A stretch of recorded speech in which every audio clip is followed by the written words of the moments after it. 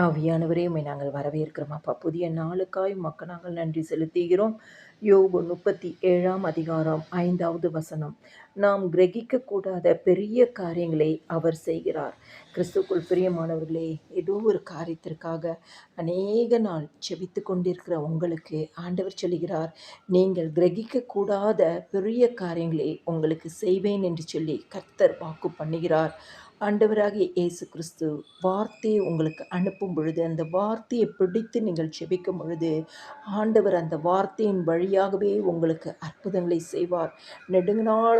நெடுங்காலமாய் தேவ சமூகத்தில் ஜெபித்து கொண்டிருக்கிற காரியத்தில், விண்ணப்பம் பண்ணி கொண்டிருக்கிற காரியத்தில், அற்புதத்தை எதிர்பார்த்து கொண்டிருக்கிற காரியத்தில் இன்னைக்கு ஆண்டவர் தம்முடைய வார்த்தையை அனுப்புகிறார்.